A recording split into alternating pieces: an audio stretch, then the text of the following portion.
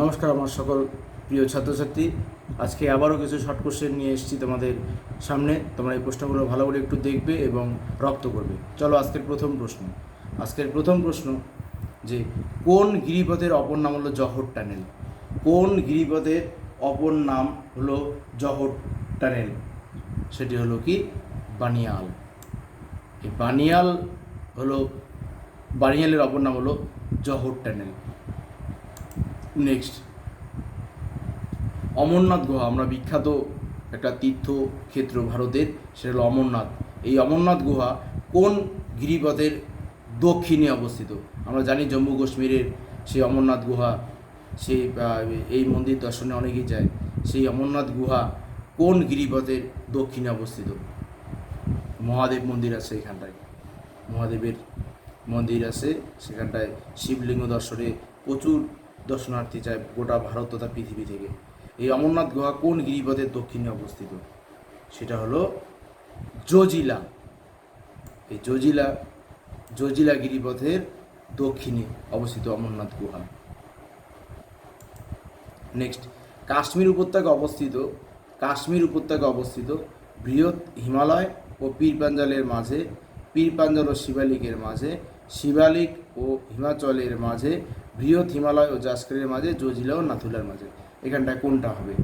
যে কাশ্মীর উপত্যকা অবস্থিত কোথায়? কাশ্মীর উপত্যকা কোথায় অবস্থিত? এটা হলো কি বলতো, এই বৃহৎ হিমালয় ও পীর পাঞ্জালের মাঝে। বৃহৎ হিমালয় ও পীর পাঞ্জালের মাঝে অবস্থিত কাশ্মীর উপত্যকা। যেগুলো কাশ্মীর উপত্যকা কোথায় অবস্থিত? বৃহৎ হিমালয় ও পীর পাঞ্জালের মাঝে। নেক্সট, পশ্চিম উপকূলের দক্ষিণ অংশের নাম কি? পশ্চিম উপকূলের দক্ষিণ অংশের নাম হলো মালাবার উপকূল। পশ্চিম উপকূলের দক্ষিণ অংশের নাম। এই ভারতের যে এরকম নিচের দিকে যে আছে ভারতের এই জায়গাটা যে আছে একদম, এই ভারতের পশ্চিম উপকূল, এটা কি? এটা হলো পশ্চিম দিক। এই পশ্চিম দিকে যে একদম এইটা পুরোটাই উপর থেকে নিচ পর্যন্ত, এটা হলো কঙ্কন উপকূল, আর তার নিচে হলো মালাবার উপকূল। তাহলে পশ্চিম উপকূলের দক্ষিণ অংশ, তাহলে এইটা হলো যদি উত্তর হয় এটা হবে দক্ষিণ। তাহলে এই দক্ষিণ অংশ যেটা আছে, দক্ষিণ অংশ হলো মালাবার উপকূল। নেক্সট, কাশ্মীর উপত্যকার দক্ষিণে অবস্থিত পর্বত। কাশ্মীর উপত্যকার কোন দিকে? দক্ষিণে। কোন পর্বত অবস্থিত? জাস্কার, লাদাখ, পীর পাঞ্জাল, নাঙ্গা পর্বত। অবশ্যই এটা কী হবে? পীর পাঞ্জাল। তাহলে কাশ্মীর উপত্যকার দক্ষিণে অবস্থিত কোনটা? পীর পাঞ্জাল। নেক্সট দেখো, কারেওয়া শব্দটি যুক্ত, কারেওয়া কিসের সঙ্গে যুক্ত? কারেওয়া, এটা কিন্তু আগে বলিনি কারেওয়াটা কি। কারেওয়া হলো কাশ্মীর উপত্যকায় একটা ধাপযুক্ত উর্বর পলি, কিন্তু মানে ওইখানটায় যে কাশ্মীর উপত্যকার মধ্যে কতগুলো উর্বর পলি আছে এবং জমি আছে, সে অনেকটা ধাপযুক্ত। এবং এই যে ধাপযুক্ত যে একদম উর্বর পলি যেটা কাশ্মীর উপত্যকায় দেখা যায়, সেই উর্বর ধাপযুক্ত যে পল্লীস্তর, যে উর্বর মৃত্তিকা, তাকেই কিন্তু বলা হয় কারেওয়া। আর মনে রাখবে, এই কারেওয়াতে সবথেকে ভালো চাষ যেটা হয় সেটা হলো জাফরান চাষ। জাফরান আমাদের আরেকটা বিখ্যাত মশলা, কিন্তু এই জাফরান কিন্তু চাষ হয় এই কারেওয়া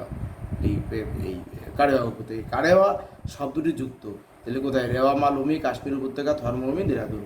এই প্রশ্নটার মধ্যেই সব লুকিয়ে আছে। এই কারেওয়া শব্দটি যুক্ত হলো এখানটায় এই কাশ্মীর উপত্যকার সঙ্গে, কারেওয়া। নেক্সট, কয়াল দেখা যায়। কয়াল কোথায় দেখা যাবে? এই কিন্তু বলা হয় ব্যাক ওয়াটার্স। এই কয়াল কোথায় দেখা যায়? কেরলে, তামিলনাড়ুতে, অন্ধ্রপ্রদেশে, গুজরাটে। এই কয়াল দেখা যায় কোথায়? কেরলে। কয়াল ওখানে একটা স্থানীয় ভাষায় বলে কয়াল মানে হলো যেটাকে উপহ্রদ বলে, অ্যাকচুয়ালি উপহ্রদ কয়াল। কেরলে দেখা যায়। এর মধ্যে বিখ্যাত কয়াল যেটার নাম হলো সেটা হলো ভীমানাথ কয়াল। আমরা কিন্তু জানি ভীমানাথ কয়াল বিখ্যাত যে কয়াল, তার হলো ভীমানাথ।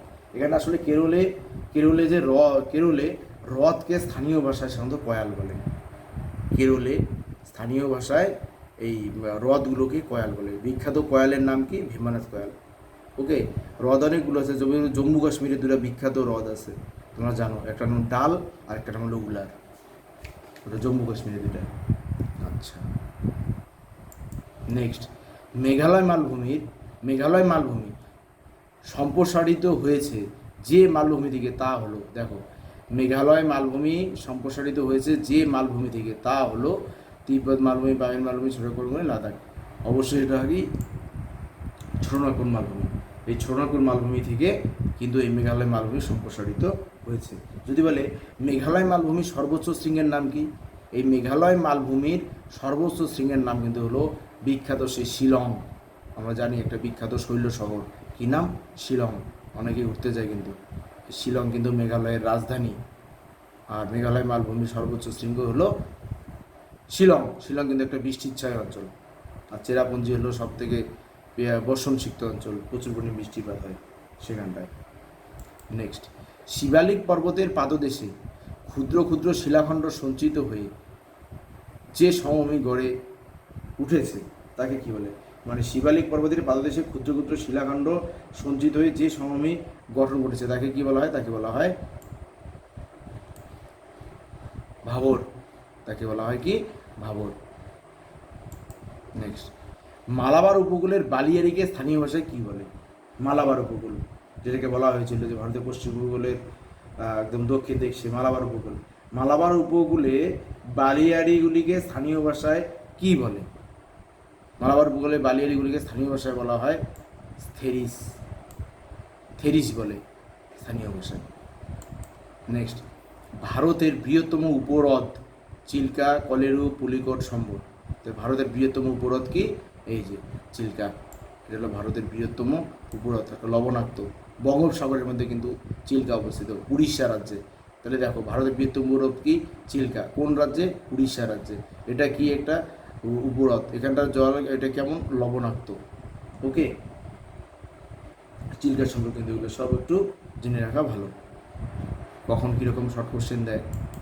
এবার, ভারতের বৃহত্তম হিমবাহ সিয়াচেন কোন পর্বতে অবস্থিত?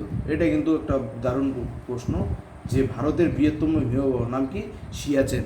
সিয়াচেনে প্রচণ্ড ঠান্ডা, সেখানটায় প্রচুর সেনাবাহিনী আছে আমাদের, যারা ভারতকে রক্ষা করে চলছে, এবং সেই সিয়াচেনে কিন্তু তারা পাহারা দেয় দীর্ঘ বরফের মধ্যে।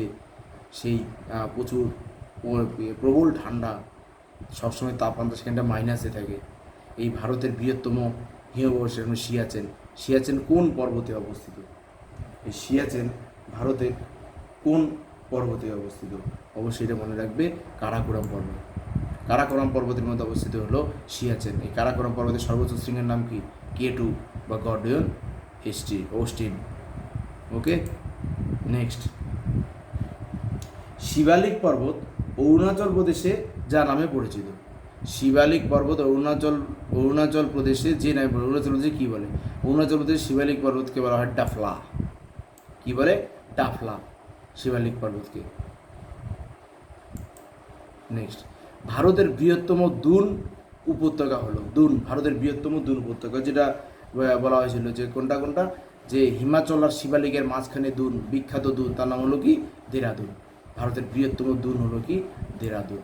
এটা হলো কিন্তু ভারতের বৃহত্তম দুন। ওকে, ভারতের বৃহত্তম দুনের নাম কি? দেরাদুন। নেক্সট,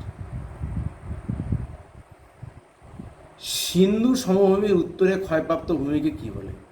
সিন্ধু সমভূমির কোন দিকে? উত্তরে। সিন্ধু সমভূমির উত্তরে ক্ষয়প্রাপ্ত ভূমিকে কি বলে?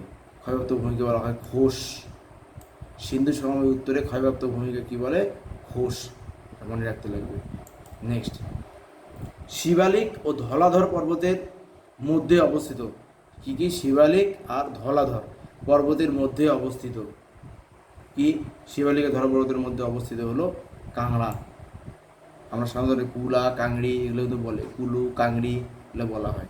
এই শিবালিক ও ধলাধর পর্বতের মধ্যে অবস্থিত কি? কাংড়া উপত্যকা।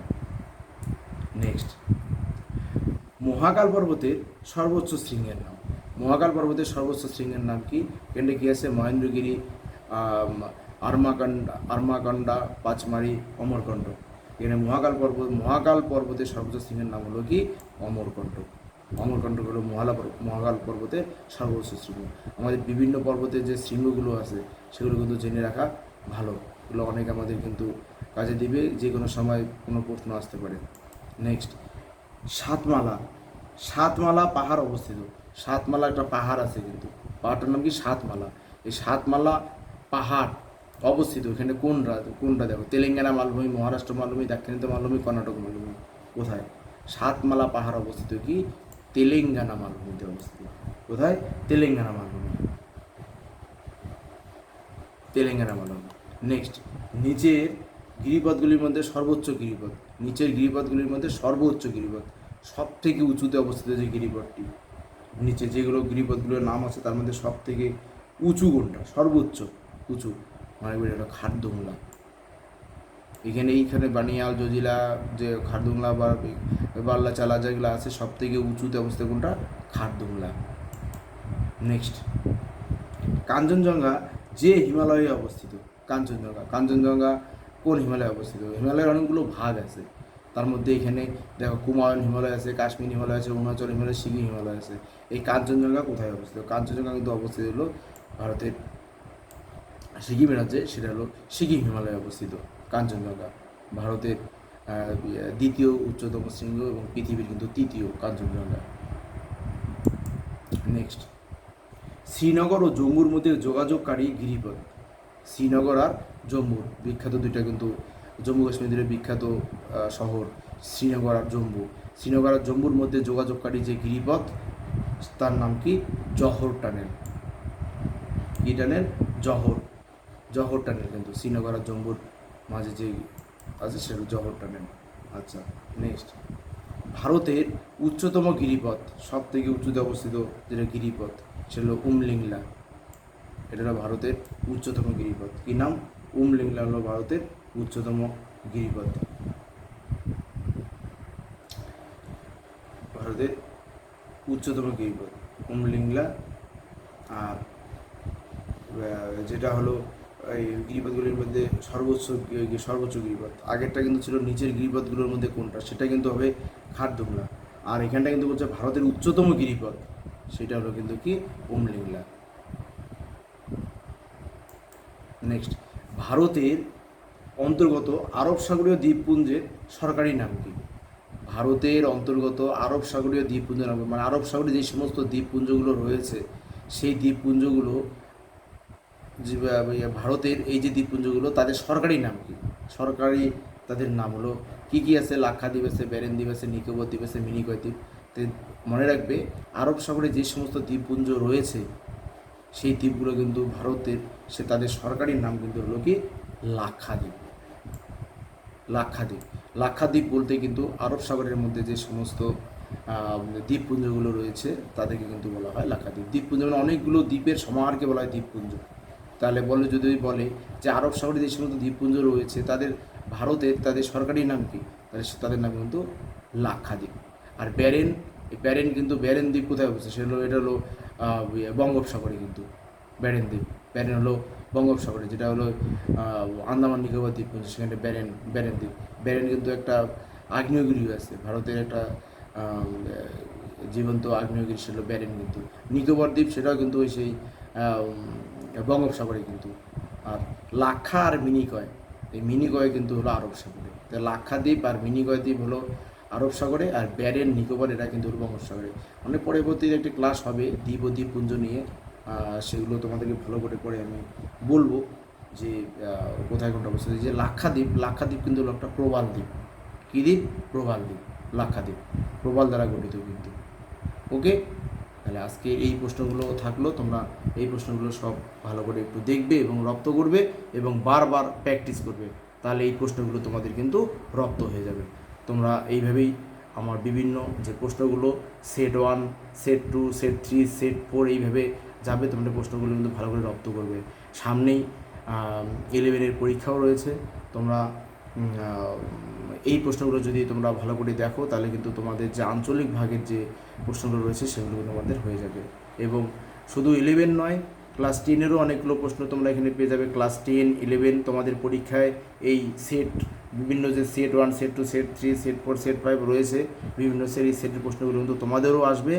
আর তোমরা যারা বিভিন্ন চাকরির জন্য প্রিপারেশন নিচ্ছ, এই প্রশ্নগুলো কিন্তু তোমাদেরও লাগবে। তাহলে এই প্রশ্নগুলো কিন্তু শুধু আমার যে ক্লাস 10 আর 11-এর জন্যই আমি করেছি তা নয়, 10, 11-এর সঙ্গে সঙ্গেও বিভিন্ন চাকরি পরীক্ষার্থী, তোমরা যারা বিভিন্ন কম্পিটিটিভ পরীক্ষার জন্য তোমরা প্রস্তুতি নিচ্ছ, তোমাদের সকলের জন্য এই প্রশ্নগুলো ভীষণ ভীষণ জরুরি।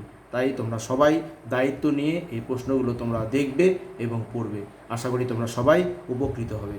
ধন্যবাদ।